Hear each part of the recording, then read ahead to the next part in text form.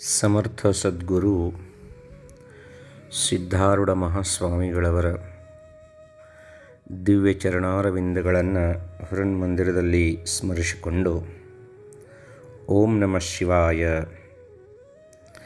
खऱ्या मुमुक्षूला परमात्माच्या एकीव ज्ञानाने किंवा अनुमानाने होणाऱ्या ज्ञानाने समाधान होत नाही.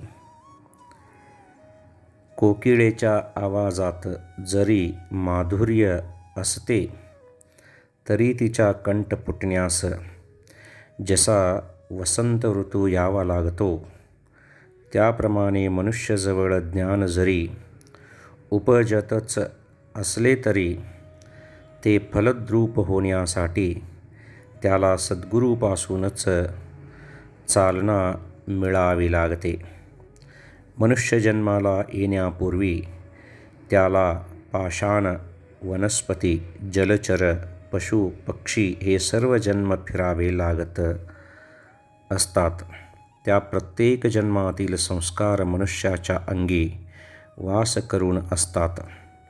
त्याचा नाश झाल्याशिवाय मनुष्याला देवपण लाभत नाही. तीर्थव्रते, दान, जपादी साधने कितीही केली तरी गुरूंच्या मार्गदर्शनाशिवाय मनुष्याला संस्कार बंधनापासून सुटता येत नाही. वास्तविक सुख अंतर्यामीच आहे, पण स्वार्थाने भरून टाकल्यामुळे मनुष्य सुखाला फारका झाला आहे. स्वार्थाच्या तडाख्यातून सुटण्यासाठी म्हणजे कायमचे सुखरूप होण्याकरिता सद्गुरूंच्या मार्गदर्शनाचीच आवश्यकता आहे. मासा अहोरात्र पाण्यात राहतो, परंतु कोलांटी मारल्याशिवाय त्याला त्याची तहान भागवून घेता येत नाही. तद्वत् जीवात्मा जरी वस्तुतः आनंदरूप आहे तरी वृत्ती अंतर्मुख केल्याशिवाय त्याला आनंदाचा अनुभव घेता येत नाही. वृत्ती अंतर्मुख होण्यास सद्गुरूची ಮಾರ್ಗದರ್ಶನಾची ಜರೂರಿ आहे ಅಂತೇಳಿಕಾರ ಕಲಾವತಿ ಆಯಿಯವರು ಬಹಳ ಸ್ಪಷ್ಟವಾಗಿ ಗುರುವಿನ ಅವಶ್ಯಕತೆಯನ್ನು ಕುರಿತು ಹೇಳಿದರು.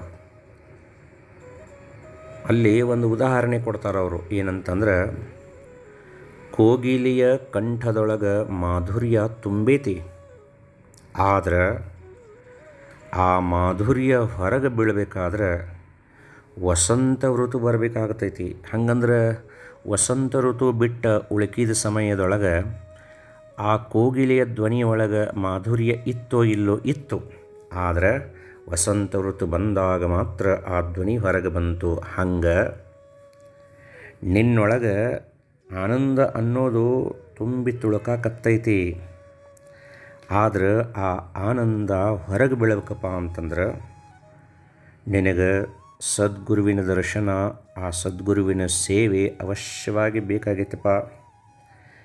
ಮನುಷ್ಯ ಜನ್ಮವನ್ನು ನೀ ಪಡೆಯೋಕ್ಕಿಂತ ಪೂರ್ವದೊಳಗೆ ಪಾಷಾಣ ರೂಪವನ್ನು, ವೃಕ್ಷ ರೂಪವನ್ನು, ಜಲಚರ ರೂಪವನ್ನು, ಪಶು ಪಕ್ಷಿಗಳ ಜನ್ಮವನ್ನು ತಾಳಿ ಕಡೀಕ ಮನುಷ್ಯ ರೂಪಕ್ಕೆ ನೀ ಬಂದಿ.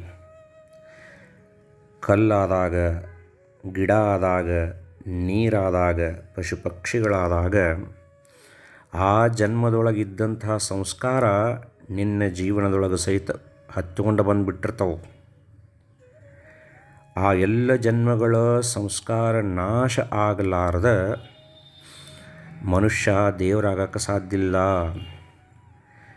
ತೀರ್ಥಯಾತ್ರೆಗಳನ್ನು, ದಾನ ಜಪಾದಿಗಳನ್ನು ಎಷ್ಟನೇ ಮಾಡಿದ್ರೂ ಸಹಿತ ಸದ್ಗುರುವಿನ ಮಾರ್ಗದರ್ಶನ ಇರಲಾರ್ದ ಆ ಸಂಸ್ಕಾರದ ಬಂಧನದಿಂದ ನಿನಗೆ ಮುಕ್ತ ಆಗಕ್ಕೆ ಸಾಧ್ಯ ಆಗುವುದಿಲ್ಲ. ಅದಕ್ಕೆ ಸದ್ಗುರುವಿನ ಸಂಗವನ್ನು ಮಾಡು.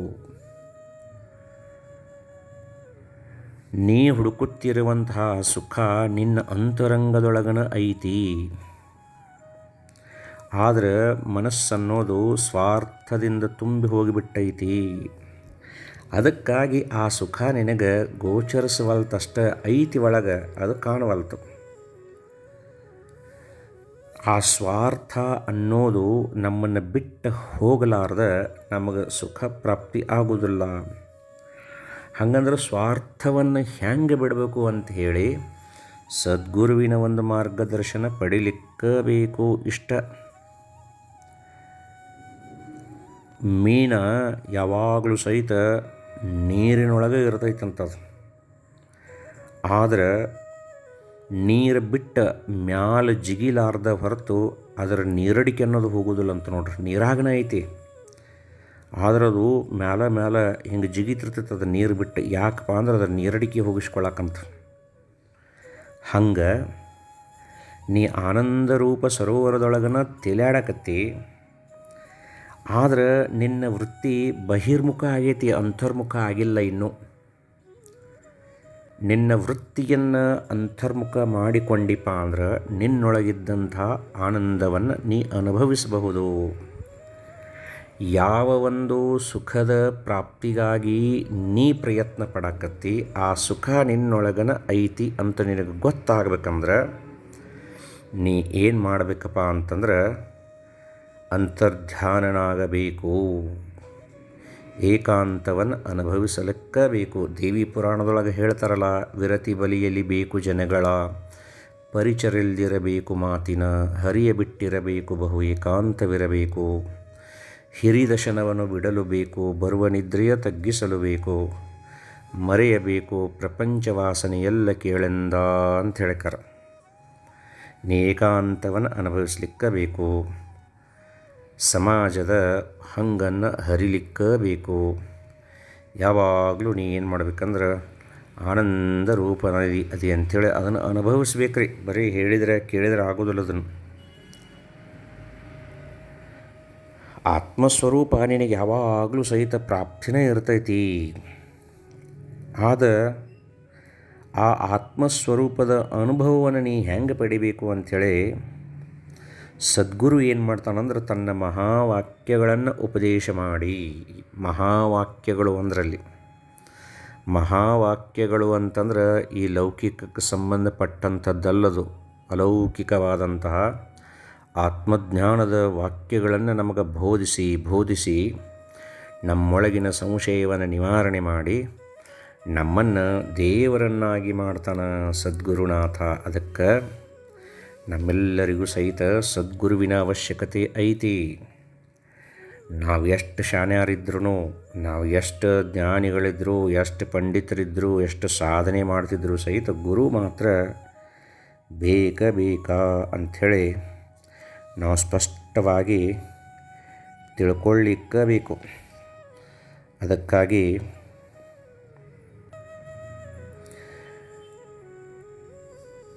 ದೌಮ್ಯ ಋಷಿ ಅಂತ ಹೇಳಿಕಾರ ಒಬ್ಬ ಮಹಾತ್ಮರಿದ್ದರು.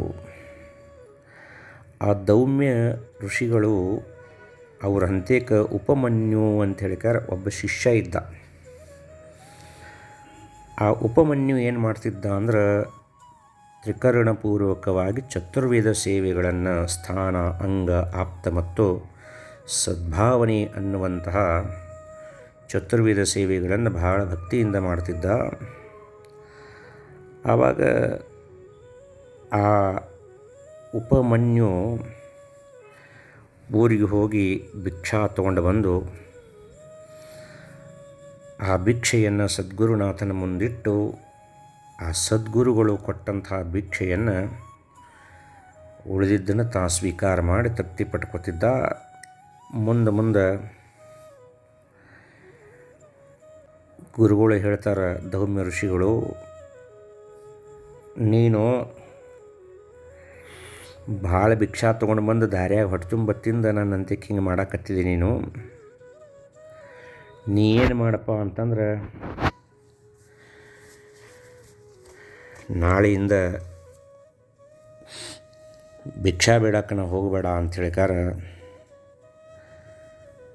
ಆ ಉಪಮನ್ಯುಗೆ ಹೇಳಿದರು. ಆತಂತ ಹೇಳಿಕಾರ ಭಿಕ್ಷಾಕ್ಕೆ ಹೋಗೋದು ಬಿಟ್ಟ. ಆಕಳ ಹಾಲು ಹಿಂಡತಿದ್ದ. ಆ ಆಕಳ ಹಾಲ ಗುರುಗಳಿಗೆ ಮುಟ್ಟಿಸಿ ಒಂದೆರಡು ಕಾಳ ಹಾಲನ್ನು ಸ್ವೀಕಾರ ಮಾಡ್ತಿದ್ದ. ಅದು ದೌಮ್ಯ ಋಷಿಗಳಿಗೆ ಗೊತ್ತಾಗಿ, ನಾಳಿಂದ ನೀ ಹಾಲನ್ನು ಹಿಂಡಕ್ಕೆ ಹೋಗಬೇಡ ಆತು ಅಂತಂದ. ಮುಂದೇನು ಮಾಡಾಕತ್ತ ಅಂತಂದ್ರೆ, ಕರ ಆಕಳ ಹಾಲು ಕುಡಿದ ಮೇಲೆ ಕರೆದ ಬಾಯಿಗೆ ಹತ್ತಿದಂಥ ಹಾಲಿನ ಬುರುಗನ್ನಷ್ಟು ಸ್ವೀಕಾರ ಮಾಡ್ತಿದ್ದ. ಅದನ್ನು ನೋಡಿ ಅದೂ ಬೇಡ ಅಂತ ಹೇಳಿಕಾರ ಹೇಳಿದರು ಗುರುಗಳು. ಮುಂದೆ ಉಪಮನ್ಯು ಮತ್ತೇನು ಮಾಡ್ತಾನಂದ್ರೆ, ಸ್ವಲ್ಪ ಗಂಜಿ ಮಾಡ್ಕೊಂಡು ಕುಡಿಯಕತ್ತ, ಅದನ್ನೂ ಕುಡಿಬೇಡ ಅಂತಂದರು. ಆದರೆ ಒಂದು ಸಾರಿ ಸಿಟ್ಟು ಬಂದು, ನಾ ಎಷ್ಟು ಹೇಳಿದರೂ ಸಹಿತ ನಿನಗೆ ಉಪವಾಸ ಇರೋಕ್ಕಾಗವಲ್ತೇನ ಅಂತ ಹೇಳಿಕಾರ ಗುರುಗಳು ಶಾಪ ಕೊಟ್ಟುಬಿಟ್ರು. ಆ ಉಪಮನ್ಯುವಿನ ಒಂದು ಕಣ್ಣು ಹೋದು ರೀ. ಕಣ್ಣು ಹೋದ ಕೂಡಲೇ ಗುರುಸ್ಮರಣೆಯನ್ನು ಮಾಡ್ಕೋತ ಅರಣ್ಯದೊಳಗೆ ಮತ್ತು ಗುರು ಧ್ಯಾನದೊಳಗನ ದೌಮ್ಯ ಋಷಿಗಳ ಧ್ಯಾನದೊಳಗನ ಆ ಉಪಮನ್ಯು ಇದ್ದ. ಒಂದು ದೊಡ್ಡ ತೆಗ್ಗಿನೊಳಗೆ ಬಿದ್ದ ಸದ್ಗುರುವಿನ ಸ್ಮರಣೆಯನ್ನು ಮಾಡ್ತಿದ್ದ. ಅವನ ಗುರುಭಕ್ತಿಯನ್ನು ನೋಡಿದಂತಹ ಅಶ್ವಿನಿ ಕುಮಾರರು ಬಂದು ನಮಗೆ ಭೇಟಿಯಾಗ್ತಾರೆ. ಅಶ್ವಿನಿ ಕುಮಾರರು ಹೇಳ್ತಾರೆ, ನಿನ್ನ ಗುರುಭಕ್ತಿಗೆ ನಾವು ಮೆಚ್ಚಿದೆವಪ್ಪ, ಮತ್ತು ನಿನಗೆ ಏನು ಬೇಕೋ ಅದನ್ನು ಕೇಳು, ಕೊಡ್ತೀವಿ, ಮತ್ತು ನಿನ್ನ ಕಣ್ಣು ಹೊಳ್ಳಿ ಕೊಡ್ತೀವಿ, ಬೇಕೇನೋ ಅಂತ ಕೇಳಿದ್ರು ಅವರು. ಉಪಮನ್ಯು ಹೇಳಿದ, ನಮ್ಮ ಸದ್ಗುರುಗಳನ್ನು ಕೇಳಿ ಬರ್ತಾನೆ ಅಂತ ಹೇಳಿಕಾರ ತೆಗ್ಗಿನಾಗಿಂದ ಹೆಂಗೆಂಗೋ ಮಾಡಿ ಎದ್ದ ಹೆಂಗೆಂಗೋ ದೌಮ್ಯ ಋಷಿಗಳ ಕಡೆ ಹೋಗಿ, ಯಪ್ಪ ಅಶ್ವಿನಿ ಕುಮಾರರು ಬಂದಾರ, ಕಣ್ಣುಗಳನ್ನು ಕೊಡ್ತೇನೆ ಅನ್ನಕತ್ತಾರ, ಕೇಳಲು ಬ್ಯಾಡೋ ಅಂಥೇಳಿ ಕೇಳಿದ. ಆವಾಗ ದೌಮ್ಯ ಋಷಿಗಳು, ನಿನಗೆ ಬೇಕಾದ್ರೆ ಕೇಳೋಗು, ಬ್ಯಾಡದ್ರೆ ಬಿಡೋಗು, ನಾನೇನು ಕೇಳ್ತಿ ಅಂತ ಅಂದರು. ಆವಾಗ ಆ ಉಪಮನ್ಯು ಸದ್ಗುರುವಿಗೆ ಬ್ಯಾಡಪ್ಪ ಅಂದಮೇಲೆ ನನಗೆ ಯಾಕೆ ಬೇಕಂತ ಹೇಳಿಕಾರ ಅಶ್ವಿನಿ ಕುಮಾರರ ಕಡೆ ಹೊಳ್ಳಿ ಹೋಗಲಿಲ್ಲ ಸಹಿತ. ಮುಂದೆ ಸ್ವತಃ ದೌಮ್ಯ ಋಷಿಗಳನ್ನು ತನ್ನ ಶಿಷ್ಯನ ಒಂದು ಭಕ್ತಿಯನ್ನು ನೋಡಿ ಸಂತುಷ್ಟರಾಗಿ ಮತ್ತು ಹೊಳ್ಳಿ ಅವಾಗ ಕಣ್ಣುಗಳನ್ನು ಕೊಟ್ಟು ಅವನನ್ನು ಆಶೀರ್ವಾದ ಮಾಡಿ ಕಳಿಸ್ತಾರೆ. ಹಂಗೆ ಗುರುಗಳ ಸೇವಾ ಹೆಂಗೆ ಮಾಡಬೇಕಪ್ಪ ಅಂತಂದ್ರೆ, ನಮ್ಮ ಸರ್ವಸ್ವವನ್ನು ಸದ್ಗುರುವಿಗೆ ಅರ್ಪಿಸಬೇಕು. ಸದ್ಗುರುವಿನ ಸೇವೆಯನ್ನು ನಿಷ್ಕಾಮವಾಗಿ ಮಾಡಬೇಕು. ಯಾವ ಆಶೆಯೂ ಇರಲಾರ್ದ ಆ ಸದ್ಗುರುವಿನ ಒಂದು ಸೇವೆಯನ್ನು ನಾವು ಮಾಡ್ಕೋತ ಹೋದ್ರೆ ಮಾತ್ರ ನಮ್ಮ ಜೀವನದೊಳಗೆ ಆನಂದ ಅನ್ನೋದು ಸಿಗತೈತಿ. ಸಂಚಾರ ಮಾಡುತ್ತ ಗರಗದ ಶ್ರೀಮಡಿವಾಳ ಯೋಗಿಯ ಕಂಡ, ಹಂಚಿಕೆಯಿಂದಲೇ ಅವರ ಹತ್ತಿರನೋ ಭವದ ಊಟ ಉಂಡ, ಮುಂಚೆ ಹುಬ್ಬಳ್ಳಿ ಪಟ್ಟಣಕ್ಕೆ ಹೋಗಲು ಅಪ್ಪನೆ ಪಡ್ಕೊಂಡ, ಕೊಂಚ ಸಂಶಯ ಇಲ್ಲದೆ ಅಲ್ಲಿ ಸ್ಥಾನ ಹೂಡಿಕೊಂಡ, ದಿವ್ಯ ಕ್ಷೇತ್ರ ಮಾಡಿಕೊಂಡ ಅಂತ ಹೇಳಿಕಾರ ವಿಶೇಷವಾಗಿ ಸಿದ್ಧಾರೂಢಪ್ಪನನ್ನು ಕುರಿತು ಗುಣಗಾನವನ್ನು ಮಾಡ್ತಾರೆ. ಸಿದ್ಧಾರೂಢ ಪೋಳು ಸಂಚಾರವನ್ನು ಮುಗಿಸಿ ಗರಗದ ಮಡಿವಾಳೇಶ್ವರ ಮಹಾಸ್ವಾಮಿಗಳ ಹತ್ರ ಬಂದು ಅವರ ಹತ್ರ ಎಷ್ಟೋ ದಿವಸ ಉಳಿತಾರೆ. ಅಲ್ಲಿ ಆದಂಥ ಅನೇಕ ಘಟನೆಗಳನ್ನು ತಮ್ಮೆಲ್ಲರಿಗೂ ಸಹಿತ ನಾ ವಿಶೇಷವಾಗಿ ಪ್ರಸ್ತುತಪಡಿಸಿದೆನು.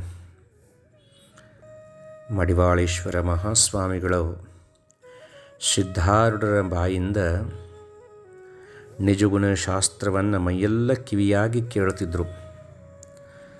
ಆನಂದಪಟ್ಟು ಸಿದ್ಧಾರೂಢರ ಬೆನ್ನ ಮೇಲೆ ಚಪ್ಪಡಿಸಿ, ಸಿದ್ಧ, ನಿಜಗುಣ ಶಾಸ್ತ್ರದೊಳಗೆ ಇಷ್ಟ ಆನಂದ ಐತೆ ಅಂಥೇಳಿ ನನಗೆ ಮೊದಲ ಗೊತ್ತಾಗಿದ್ದರೆ ಕಾಶಿ ಕಡೆ ಕುಂತು ಮೂತ್ರ ಸಹಿತ ನಾ ಮಾಡ್ತಿರ್ಕಿಲ್ಲ ನೋಡೋ ಸಿದ್ಧ ಅಂತಂದ್ರು ಅಂತ ನೋಡ್ರಿ.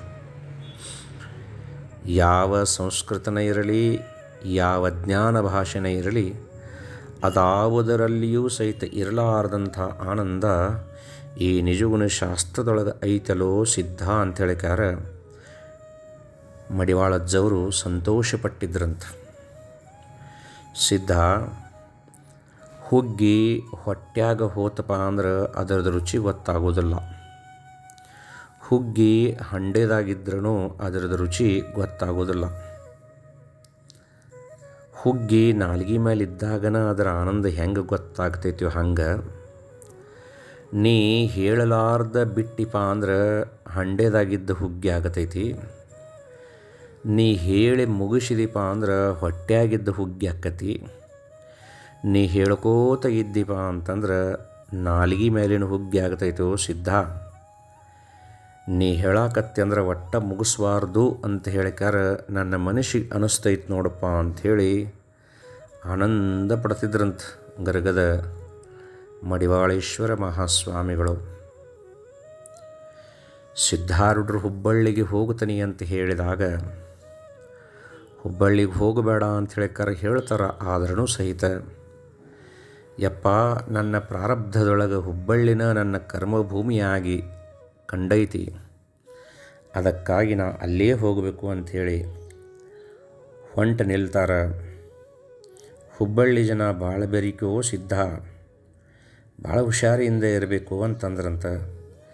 ಯಪ್ಪ, ನಿನ್ನ ಆಶೀರ್ವಾದದಿಂದ ಹುಷಾರಿಯಿಂದನೇ ಇರ್ತೇನೆ ಅಂಥೇಳಿ ಸಿದ್ಧಾರೂಢರು ಹೇಳಿದ್ರಂತ.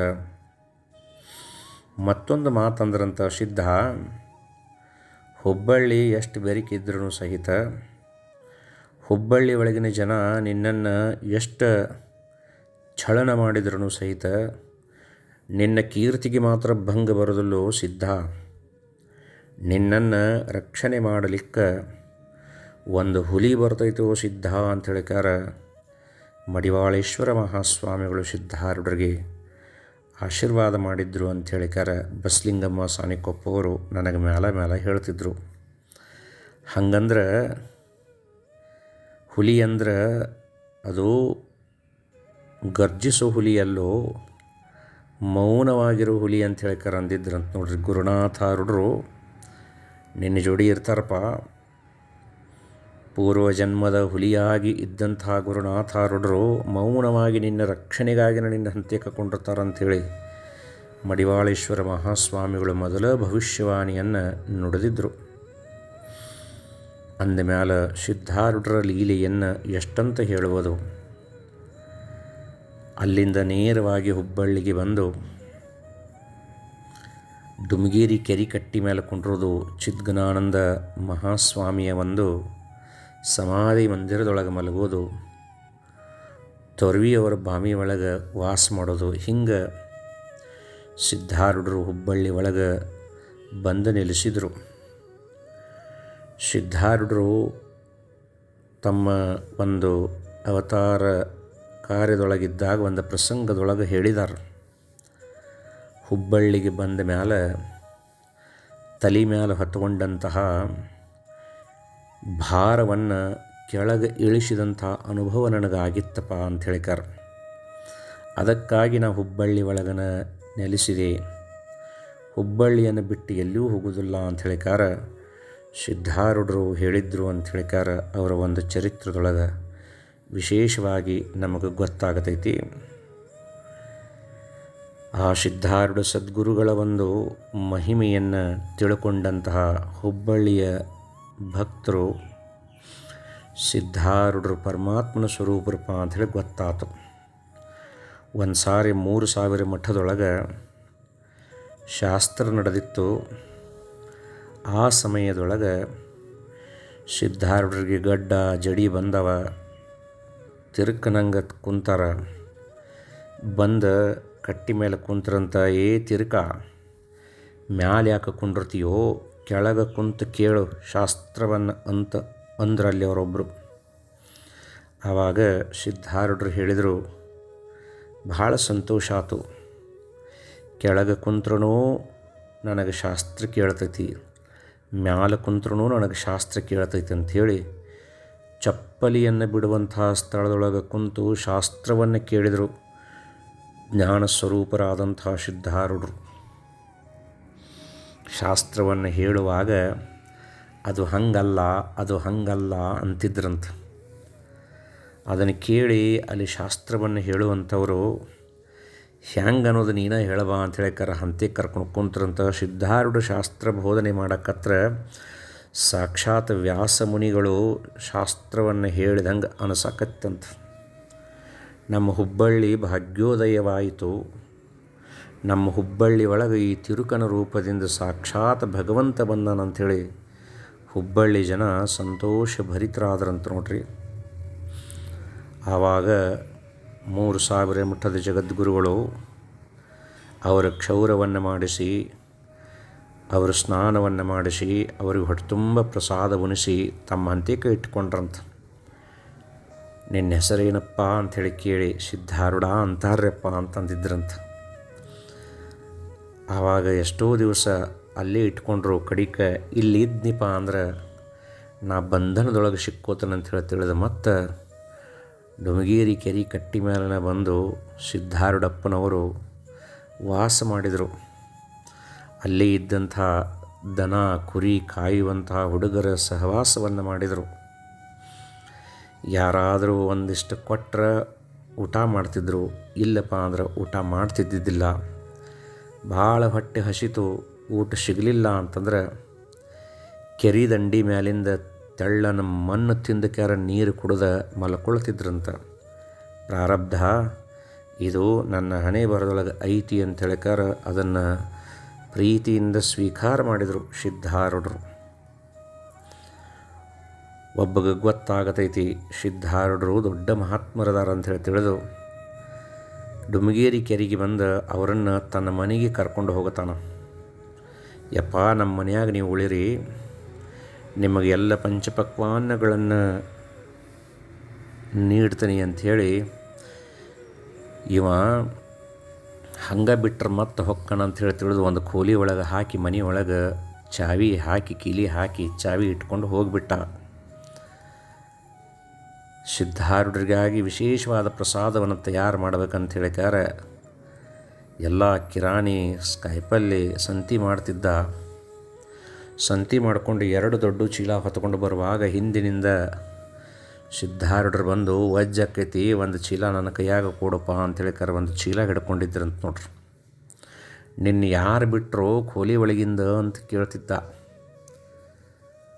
ಸಿದ್ಧಾರೂಢರು ಆ ಚೀಲ ತೊಗೊಂಡು ಅವನು ಕಟ್ಟಿ ಮೇಲೆ ಇಟ್ಟವರು ಮತ್ತೆ ಓಡಿ ಹೋಗಿಬಿಟ್ರು. ಎಲ್ಲಿ ಹೋದ್ರಪ್ಪ ಅಂದ್ರೆ ಮತ್ತೆ ಡುಮಗೇರಿ ಕೆರೆ ಕಟ್ಟಿಗೆನೂ ಹೋದರು. ಚಿದ್ಗನಾನಂದ ಸ್ವಾಮಿಯ ಸಮಾಧಿ ಮಂದಿರದ ಕಡೆನೇ ಹೋಗಿಬಿಟ್ರು.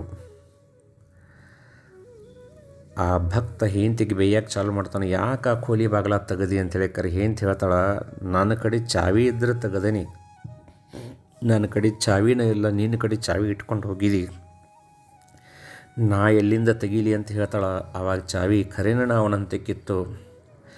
ಚಾವಿ ಹಾಕಿದಂಗೆ ಇತ್ತು. ಆದರೆ ಸಿದ್ಧಾರೂಢರು ದಾಟಿ ಹೋಗಿದ್ದರು. ಇವ ಅಗಣಿತ ಮಹಿಮಾ ಪುರುಷದಾನ ಅಂತ ತಿಳ್ಕೊಂಡು ಪಂಚಪಕ್ವಾನಗಳನ್ನು ತಯಾರು ಮಾಡಿಕೊಂಡು ತಲೆ ಮ್ಯಾಲ ಪ್ರಸಾದದ ಬುಟ್ಟಿ ಇಟ್ಕೊಂಡು ಗಂಡ ಹೆಂಡತಿ ಕೂಡಿ ಚಿದ್ಗನಾನಂದ ಸ್ವಾಮಿ ಸಮಾಧಿ ಮಂದಿರ ಹಂತಕ್ಕೆ ಬಂದಾಗ ಸಿದ್ಧಾರೂಢರು ಅಲ್ಲೇ ಕುಂತಿದ್ರು. ಅವರಿಗೆ ಹೋಗಿ ಆ ಪ್ರಸಾದವನ್ನು ಅರ್ಪಣೆ ಮಾಡಿದ. ಆವಾಗ ಸಿದ್ಧಾರೂಢರು ಹೇಳಿದರು, ಮಹಾತ್ಮರನ್ನು ನೀ ಇದ್ದಲ್ಲಿ ಕರ್ಕೊಂಡು ಹೋಗೋಕ್ಕಿಂತನೂ ಮಹಾತ್ಮರಿದ್ದಲ್ಲಿನ ನೀ ಬಂದು ಅವರಿಗೆ ಪ್ರಸಾದವನ್ನು ವಿತರಿಸಿದರೆ ಹೆಚ್ಚಿನ ಲಾಭಪ ಅಂತ ಹೇಳಿಕಾರ ಸಿದ್ಧಾರೂಢರು ಹೇಳಿಕೊಟ್ಟಿದ್ರಂತ. ಆವಾಗಿನಿಂದ ಆ ಭಕ್ತ ಮಣಿಯಿಂದ ಪ್ರಸಾದ ಮಾಡ್ಕೊಂಡು ಬರ್ತಿದ್ದ ಅಂತ ಹೇಳ್ತಾರೆ. ಹಿಂಗೆ ಅನೇಕ ಲೀಲೆಗಳನ್ನು ಸಿದ್ಧಾರೂಢರು ಹುಬ್ಬಳ್ಳಿ ಒಳಗೆ ಆರಂಭ ಮಾಡಿದಾರ. ಸಪ್ತಾಹದ 3ನೆಯ ದಿವಸ ಇವತ್ತು ಆ ಸದ್ಗುರು ಸಿದ್ಧಾರೂಢರ ಕೃಪಾದೃಷ್ಟಿ ನಿಮಗೆ ಸದಾಕಾಲ ಇರಬೇಕು. ಮಹಾಶಿವರಾತ್ರಿಯ ಜಾತ್ರಾ ಮಹೋತ್ಸವದ ಫಲ ನಮ್ಮೆಲ್ಲರಿಗೂ ದೊರೀಲಿಪ ಅಂತ ತಿಳ್ಕೊಂಡು ಬೇಡಿ ನನ್ನ ಒಂದು ಮಾತಿಗೆ ವಿರಾಮ ಕೊಡ್ತೇನೆ.